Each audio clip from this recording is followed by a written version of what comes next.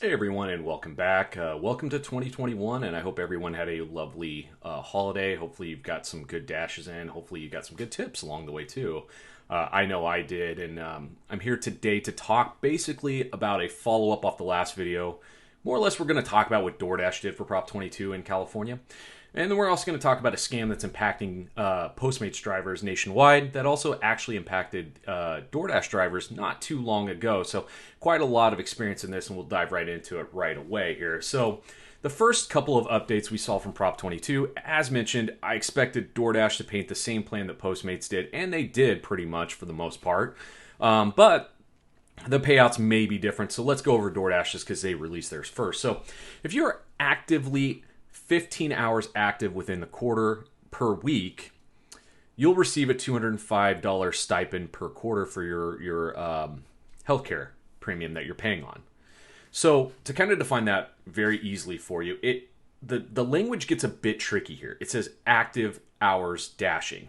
Now, that does not mean I am sitting waiting for an order. It means that I picked up my order from Cheesecake Factory and I'm dropping it off to Daniel, who is 15 minutes away. That 15 minutes counts towards my active hours per week dashing at that point. So as long as I'm active on an order, that means I'm active for my healthcare stipend as well too. What that means is I have to amass 15 active hours per week over the quarter to get at least a $205 stipend back. Now, I cannot be getting that insurance through government, and I cannot be getting it through another employer. I have to be paying this out of pocket, out of my own expenses. Same rules apply for the stipend of $410 if you work a 25 active hour per week per quarter as well. So again, kind of clarifying that one more time. It has nothing to do with you standing still, sitting still, waiting for an order. Those times do not count towards anything.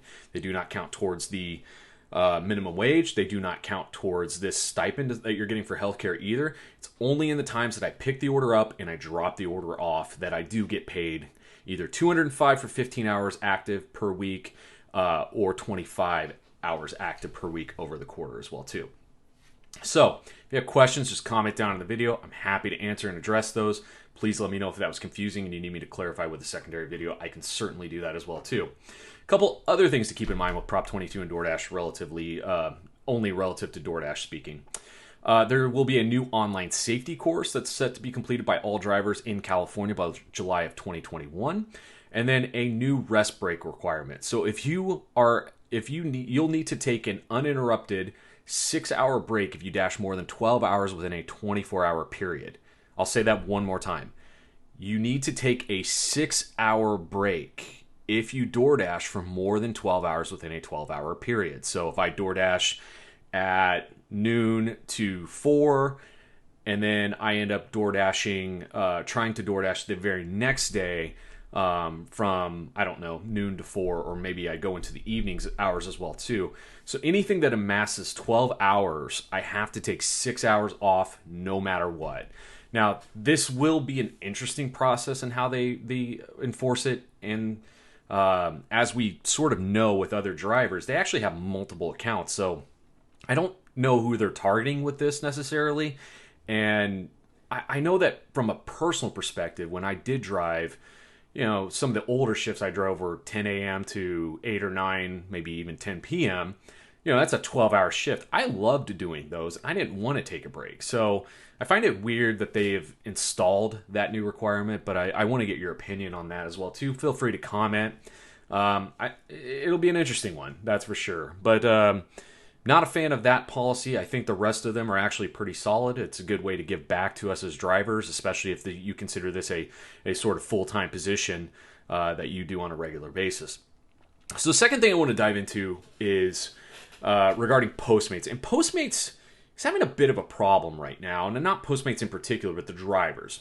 So a while back, about 3 years ago, I was working DoorDash, and I remember getting a text message from a person. It was a customer that I was actively on the order, so they were able to message me, and it was within the DoorDash context.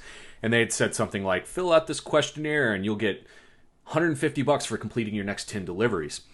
And if you click on it, it ends up being a thing that's sort of asking you for your username and password. The premise of this is they'll go in, they'll change your bank account information, your routing information without you knowing, and lock you out of the account, so it makes it harder for you to get back into the account, so they can take and instantly withdraw the funds out of your account and leave you high and dry. That's actually going on with Postmates now too. One thing I cannot stress enough as drivers, please understand this. No legitimate company in their right mind would ever ask you for your password. Zero. None of them would. None of them would ever ask you over the phone and say that they're part of a customer support or sales support team for Postmates, DoorDash, whatever, Uber. They'll never call you and ask you for your phone number, your information, your personal information, like your password. They'll never ask you for anything at any point in time. So do not, under any circumstances, ever give that stuff out. I'll propose something differently that I chose to do. This would happen frequently with me. I would get order after order where people are trying to scam. Typically, they would order like a can of Coke, and they'd ask you to deliver it like 15 minutes away. Meanwhile, they'll call you, say they're part of DoorDash's support team, and they'll say something to the effect of, your account will be banned if you don't give us the password, or we're going to, report you to the police. I don't know. They make up a lot of things, right?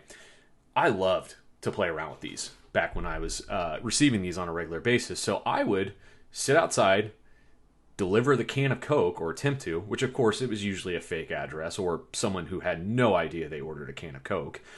And I would sit there and I would just simply wait outside while I would receive these harassing text messages from these scammers saying, they're going to ban me, they're going to get rid of me, they're going to oust me out of Postmates, DoorDash, whatever. And then I'll laugh and mark them as customer not available, and I got a can of Coke. Yay. That's honestly the only thing you should do in these circumstances. These scammers are idiots. They're ridiculous. All they're interested in is getting your money. They will say anything under the sun to get you to give them the password to your account.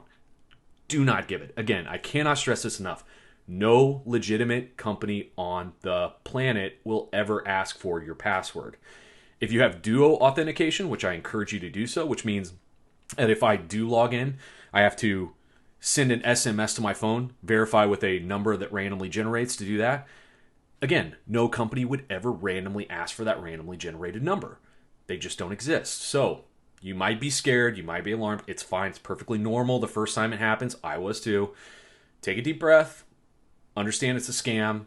You can usually easily tell because they're persistent, and when they don't get their way the first time, much like if you've had any other scammer call, they get more and more intense. They start the process of saying, I'm going to get law enforcement.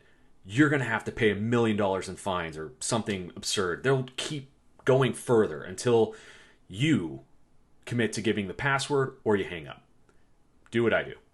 No thank you. Hang up. Drive straight to the location. Customer not available. See you later. That's exactly the plan that should be done every single time. And honestly, the more that people do that exact plan, the less the scammers will actually participate and do this. One thing you need to also keep in mind, if you gave your password away, it's a violation of the terms of service. Postmates, DoorDash, they don't have to reimburse you for being fraudulently conned out of your password.